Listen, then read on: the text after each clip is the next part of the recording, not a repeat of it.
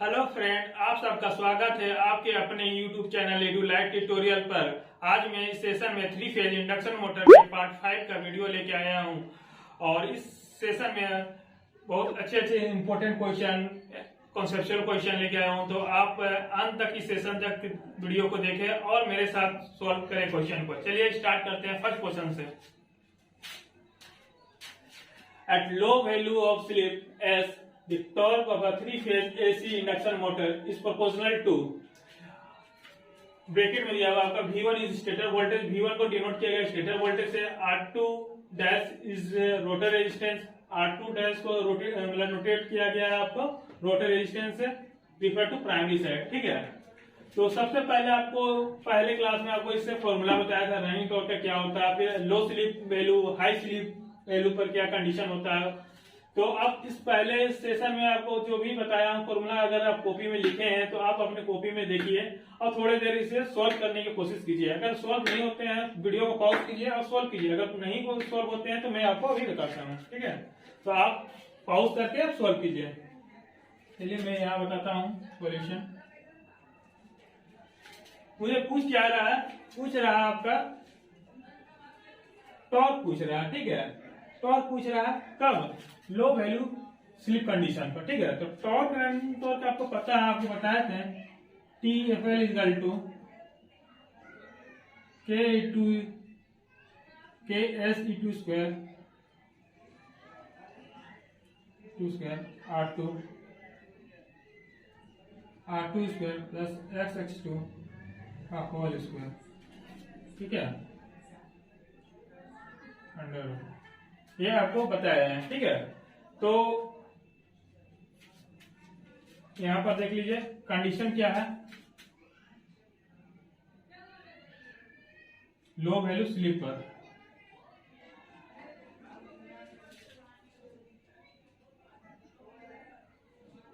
Low value slip का condition देखिए।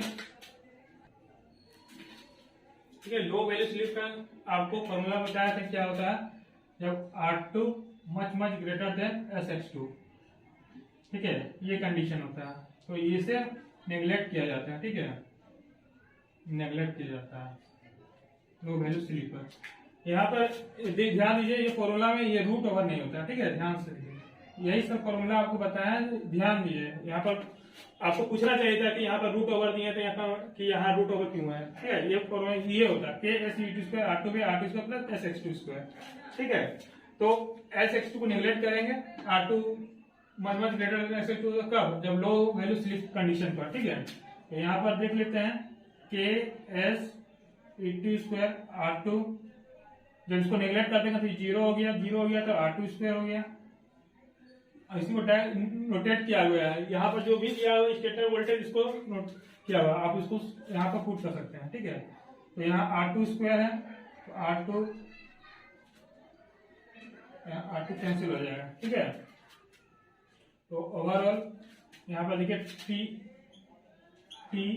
TFL के कांस्टेंट है, के कांस्टेंट रहने देते हैं, स्लिप टाइम्स E2 यहाँ पर क्या, यहाँ रोटर वोल्टेज यहाँ पर डोनेट किया गया, V1 इज स्टेटर वोल्टेज, यहाँ V1 भी लिख सकते हैं। ठीक है, इसी को, और R2 डैश। तो यहाँ से आपको दिख रहा है टॉर्क मेरा किससे है, स्लिप टाइम्स स्टेटर वोल्टेज और रोटर रेजिस्टेंस जो भी दिया हुआ है यहाँ पर रोटर रेजिस्टेंस। ठीक है, R2 डैश। तो ऑप्शन देखने से लग रहा है कि आपको क्या दे दिया समझ में नहीं आ रहा है, ऐसा नोटेशन, बस ये नोटेशन कर दिया गया है ऐसे R2 डैश, एक्चुअली में है यही सब। ठीक है, तो आप नोटेशन से डरिए नहीं, बस क्वेश्चन को देखिए क्या बोल रहा है और फॉर्मूला याद है तो आपको फॉर्मूला से पुट कीजिए, और यहाँ पर लो वैल्यू स्लिप का कंडीशन याद है तो ये चीज पुट यहाँ कीजिए और आपका सॉल्यूशन बन जाएगा। तो यहाँ पर आपको दिख रहा है कि आपका ओवरऑल आ जा रहा है TFL equal to S V1 whole square by R2 dash. तो ये किसमें आ रहा है, ऑप्शन देखिए, चेक कीजिए, V1 का होल स्क्वायर, यहाँ E2 स्क्वायर है ना, V1 को यहाँ देखिए, ये सब ध्यान दीजिए। ठीक है, तो आपका ऑप्शन कौन सा है, देखिए सेकेंड ऑप्शन है B। ठीक है, तो बस ये डरिए नहीं ऑप्शन से कि क्या दे दिया, बस आप सोल्व क्वेश्चन देखिए, पढ़िए और इसको सोल्व कीजिए।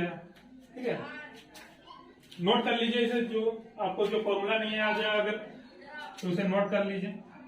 तो आपको ये सब क्लास में पहले बता दिया, बस उसी का एप्लीकेशन इस क्वेश्चन में है, ठीक है, कैसे अप्लाई करना है, बस यही चीज है, ठीक है। अगर आपको ये फॉर्मूला आता है और अप्लाई करने से जान गए तो बस क्वेश्चन कुछ गम नहीं है, ठीक है।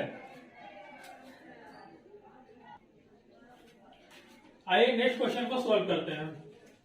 A 4-pole 3-phase induction motor is running at 4% slip at full load.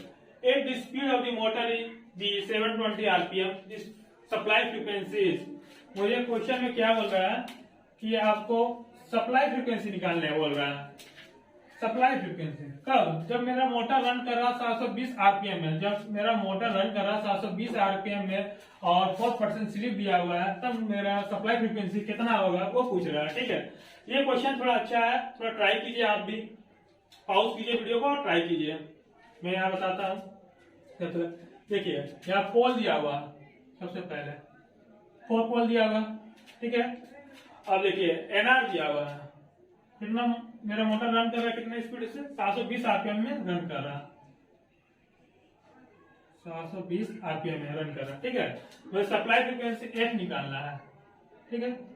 तो एफ निकालने के लिए सबसे पहले जाने कि एनएस अगर पता हो जाए, सिंक्रोनस स्पीड पता चल जाए, क्योंकि इसका फॉर्मूला आता है 120f/p, ठीक है। अगर ये पता रहेगा, फ्रीक्वेंसी पता, मतलब पोल पता रहेगा तो फ्रीक्वेंसी निकाल लेंगे, ठीक है। ये चीज देखिए, पहले ये फॉर्मूला लिख लीजिए। और मुझे क्या क्या निकालना है, एनएस निकालना है, पोल दिया हुआ है, बस मुझे एनएस जानना है, एनआर दिया हुआ है और स्लिप भी दिया हुआ है। स्लिप कितना दिया हुआ है ये लिख लीजिए 0.04। अब चलिए इसको पिछले क्लास में आपको बताया है एनआर निकालने का formula, NR equal to NS 1 - S, ठीक है। ये फॉर्मूला आता है। मुझे क्या निकालना है, एनएस निकालना है। तो NS equal to NR/1 - S. NR कितना दिया हुआ आपका, देखिए 720 आरपीएम दिया हुआ। क्वेश्चन बहुत अच्छा है। फिर 1 - एस, स्लिप कितना है 1 - 0.04, ठीक है। तो यहाँ पर आ जाएगा, कैलकुलेट कीजिएगा, उसको कैलकुलेट आप कीजिए अपने कैलकुलेटर से, ठीक है। मेरे डाटा याद है 750 आरपीएम, ठीक है। मेरा एनएस आ गया कितना 750 आरपीएम आ गया। अब देखिए एनएस पता चल गया है, ठीक है, एनएस पता चल गया, पी मुझे दिया हुआ तो फ्रीक्वेंसी, सप्लाई फ्रीक्वेंसी निकल जाएगा, ठीक है। तो चलिए निकालते हैं, फ्रीक्वेंसी निकालते हैं। तो क्या हो जाएगा, एनएस इंटू पी बाई 120। देखिए यहां से एफ निकालना मुझे, तो इससे मल्टीप्लाई किया, NS into P divided by 120, ठीक है। एनएस कितना है 750, पोल कितना दिया हुआ, पोल मेरा 4 दिया हुआ है 120, तो काटिए 25%।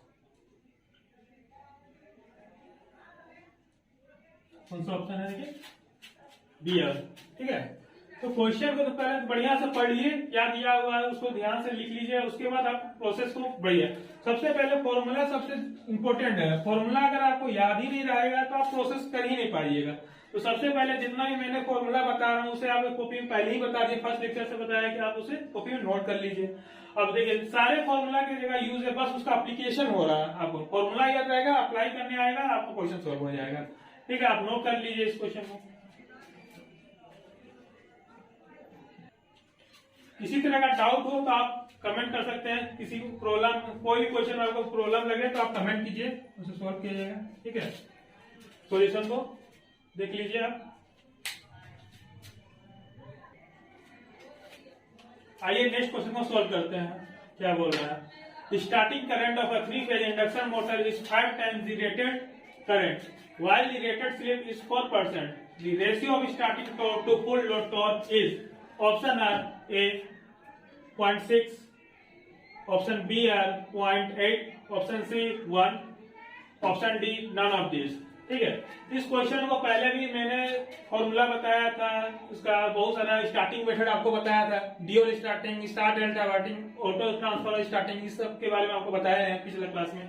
तो अगर आप ये नहीं जानते हैं तो आप मेरा पिछला वीडियो देख सकते हैं, जो मैंने सारे कॉन्सेप्ट बताया हुआ स्टार्टिंग टॉर्क के बारे में, मतलब starting method of 3 phase induction motor के बारे में। ठीक है, अगर नई सेशन देखे हैं तो पिछला सेशन जाके प्लेलिस्ट में जाके देख सकते हैं। ठीक है, तो सबसे पहले इस क्वेश्चन को क्या करना है, ये देखिए यहाँ कुछ भी दिया हुआ नहीं, कौन सी स्टार्टिंग, यहाँ कुछ भी नहीं दिया है, यहाँ लिखा भी नहीं है कि ऑटो ट्रांसफार्मर स्टार्टिंग है या आपका स्टार्ट डेल्टा स्टार्टिंग, यहाँ कुछ नहीं लिखा हुआ, सिंपली दे दिया गया क्वेश्चन। अगर कुछ बताया नहीं जाएगा तो आप सिंपली डी वाली स्टार्टिंग लेके चलिएगा। ठीक है, अगर ऑटो ट्रांसफार्मर दिया रहता तो यहाँ टैपिंग के बारे में लिख देता है, टैपिंग इतना है। ठीक है, ऐसा कोई भी चीज बताया नहीं गया है तो आप डी वाली स्टार्टिंग लेके चलिएगा। चलिए देखिए क्या दिया हुआ, पहले देख लेते हैं। चलिए, starting current of 3 phase induction motor is 5 time, मतलब स्टार्टिंग करंट दिया हुआ कितना, स्टार्टिंग करंट मेरा है 5 times the rated current, 5 times the rated current.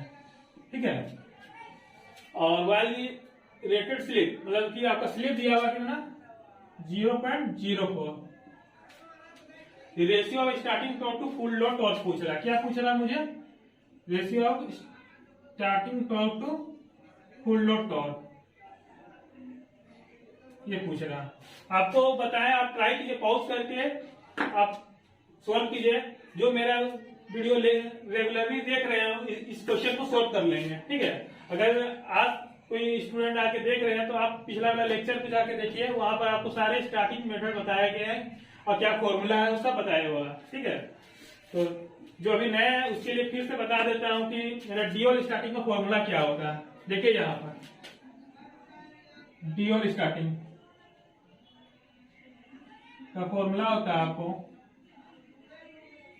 T starting by T running I starting by I running का, ये रेटेड बोल सकते हैं या रनिंग, दोनों एक ही बात है। ठीक है, whole square into slip time of SF, ये होता है फॉर्मूला डीओल स्टार्टिंग है। इसी को पुट करना है, इसी में आंसर लाना है।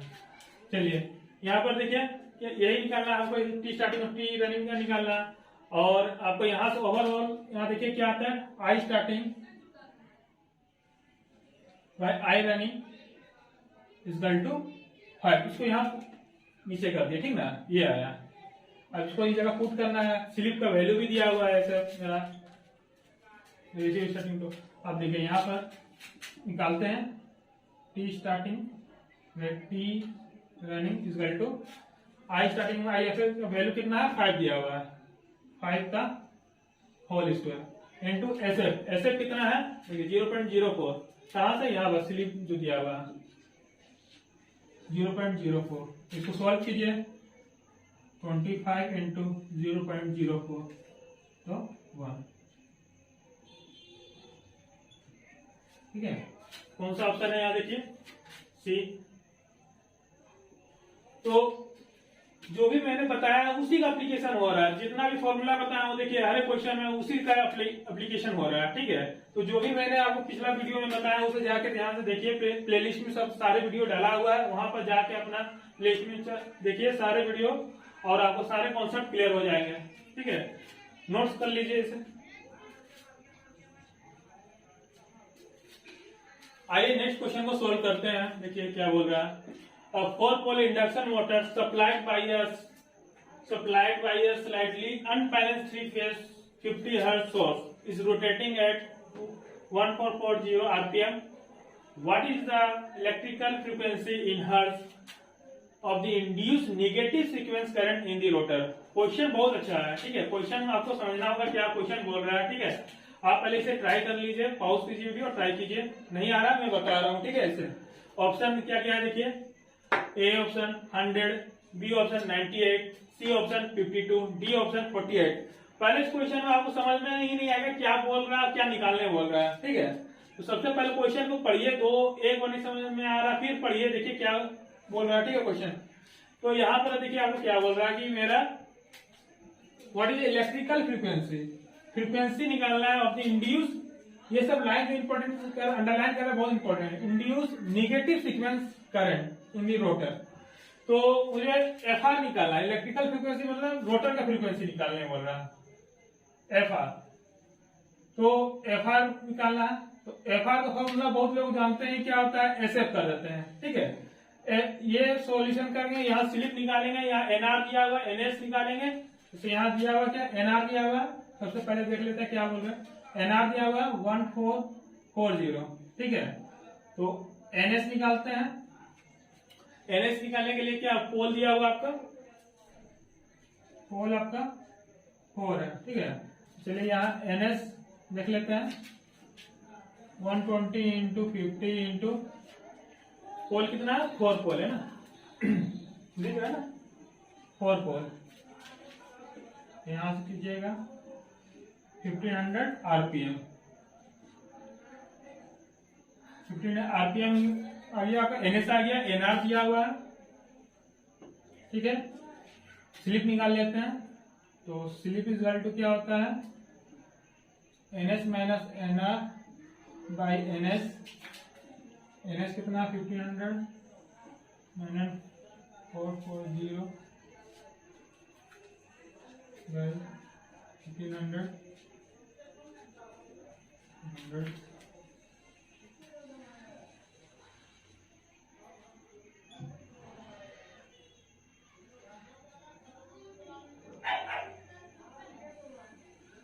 फोर परसेंट स्लिप आ गया मेरा, ठीक है। यहाँ स्लिप मेरा कितना आ गया, 4%, मतलब S is equal to 0.04 slip आ गया। अब देखिए यहाँ एफ आर हमको निकालना है, एफ आर, और बहुत सारे स्टूडेंट एस को यहाँ पर पुट कर देंगे, और फ्रीक्वेंसी 50 हर्ट्ज दिया ही हुआ है, ठीक है, फ्रीक्वेंसी दिया हुआ है 50 हर्ट्ज। मैक्सिमम यही स्टूडेंट करेंगे। यहाँ पे जो क्वेश्चन दिया हुआ है डायरेक्ट ये फॉर्मूला है, F R equal to S F, NR दिया हुआ है, एनएस निकालेंगे, स्लिप निकालेंगे, और यहाँ F R S into S 0.04 into frequency 50 से मल्टीप्लाई करके सो कर देंगे। और यहाँ ऑप्शन दिया हुआ रहेगा, ये वाला जो भी अभी बताया ये ऑप्शन दिया हुआ रहेगा कि स्टूडेंट गलत करे, ठीक है। और यहाँ कॉन्सेप्ट देखिए, यहाँ पर main important, induce negative sequence. जब भी बोला जाए इंड्यूस नेगेटिव सीक्वेंस तो ये मेरा प्लगिंग कंडीशन होता है, वहां पर मेरा स्लिप मेरा एस नहीं होता है, 2 माइनस एस होता है, ये ध्यान से लिख लीजिएगा। जब भी नेगेटिव सीक्वेंस, जब भी कुछ भी बोला जाए तो वहां मेरा स्लिप 2 माइनस एस होता है प्लगिंग कंडीशन में, ठीक है। तब यहाँ पर मेरा फॉर्मूला आ जाएगा एफ आर इक्वल टू, ये इंपॉर्टेंट लाइन था, ठीक ना, ये जगह नेगेटिव सीक्वेंस वाला, ठीक है। F R equal to 2 minus S into F, ठीक है। 2 माइनस एस कितना है आपका, 0.04 इंटू फ्रीक्वेंसी 50। सॉल्व कीजिए, देखिए क्या आता है आपका।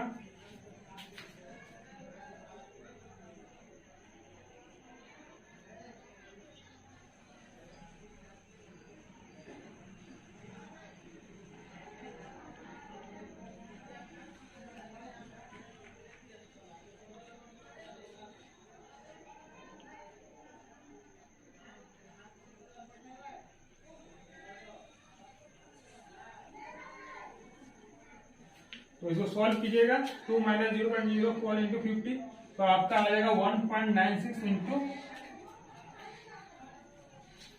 1.96 इंटू 50 इक्वल टू 98। आपको दिख रहा है, नीचे नहीं दिख रहा, ऊपर में ही कर देते हैं। देखिए यहाँ का, यहाँ तक दिख रहा है आपको, नीचे पे ये दिख रहा है, यहाँ पे ऊपर कर देते हैं। F R equal to 1.96 into 50 equal to 98 hours. कौन सा ऑप्शन है, देखिए यहाँ बी ऑप्शन, ठीक है।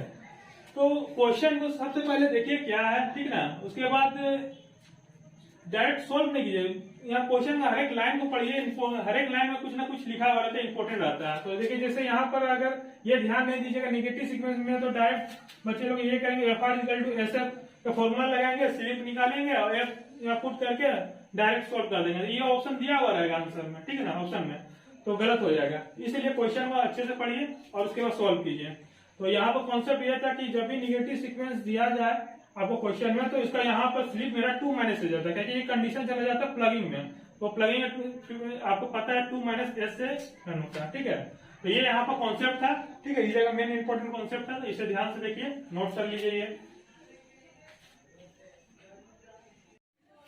आइए नेक्स्ट क्वेश्चन को सोल्व करते हैं। A starting torque of 80 Newton meter is developed in an induction motor by an auto transformer start with a tapping of 30%. If the tapping of auto transformer is 60%, then what is the starting torque? देखिए, ये आपको पहले class में आपको formula बताया है, ठीक है, starting method of 3 phase induction motor, ठीक है। तो यहाँ पर ये क्वेश्चन में क्या बोल रहा है कि कौन सा स्टार्टिंग मेथड लिया गया है, ऑटो ट्रांसफॉर्मर लिया है। आपको पहले भी बताया था कि अगर कुछ बोला नहीं जाए तो डी ऑल स्टार्टिंग लिया जाएगा। अगर कुछ क्वेश्चन में आपको ऑटो ट्रांसफर या स्टार्ट डेल्टा दे दिया तो उसी का फॉर्मूला यूज करना है। तो यहाँ पर टैपिंग दिया हुआ कितना, देखिए टैपिंग 30% कर रहे हैं, तो मेरा स्टार्टिंग टॉर्क कितना हो जा रहा है, 80 नैनोमीटर। जब टैपिंग मेरा 30% है तो 80 न्यूटन मीटर है, ठीक है। If the tapping of auto transformer is 60%, अगर मेरा टैपिंग 60% कर दिया जाए तो मेरा स्टार्टिंग टॉर्क कितना होगा ये पूछ रहा है, ठीक है। जब 60% टैपिंग करेंगे तो मेरा स्टार्टिंग टॉर्क क्या होगा वो पूछ रहा है, और जब 30% है तो स्टार्टिंग टॉर्क कितना आ रहा था, 80 न्यूटन मीटर, ठीक है। तो आपको सबसे पहले देखिए क्या दिया हुआ है, स्टार्टिंग टॉर्क दिया हुआ 80 न्यूटन मीटर, टैपिंग दिया हुआ है x कितना 30% मतलब 0.3, और इसके बाद आपका फिर सेकेंड टैपिंग दिया हुआ है, x2 दिया हुआ है 0.6 टैपिंग। तो आपको पिछला क्लास में आपको फॉर्मूला बताए थे ऑटो ट्रांसफार्मर का, अगर आप रेगुलर क्लास कर रहे हैं तो आपको याद होगा, ठीक है। अगर नहीं याद है तो मैं आपको अभी यहाँ बता देता हूँ, देख लीजिए ऑटो ट्रांसफार्मर का।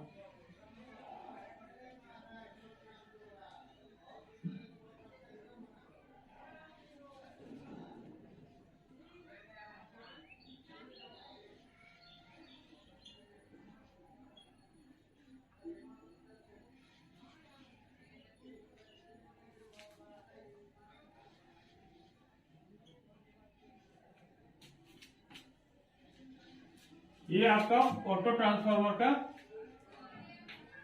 फॉर्मूला है, ठीक है।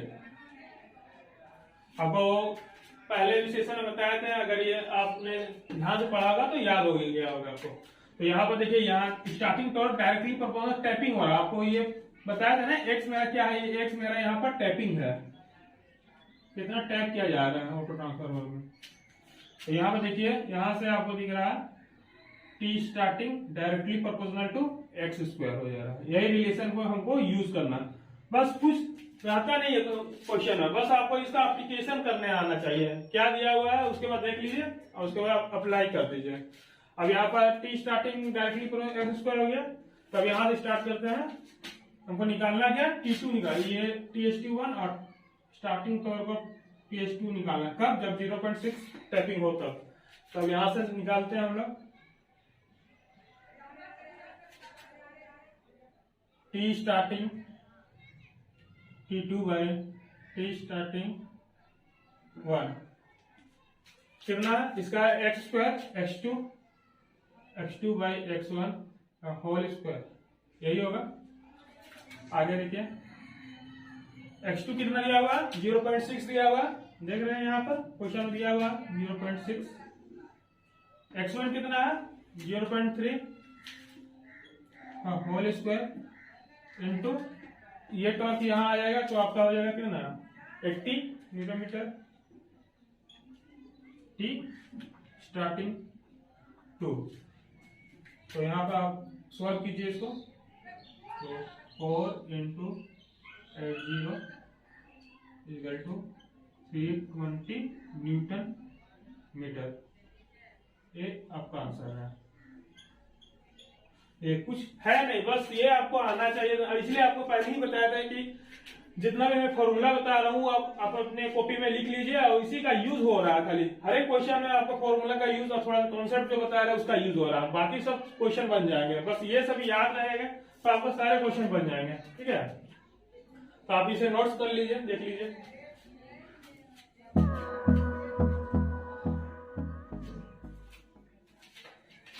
उम्मीद करता हूं आज का सेशन आपको अच्छा लगा होगा। आज का सेशन से आपको किसी तरह का डाउट हो, क्वेरी हो, तो आप नीचे कमेंट करें।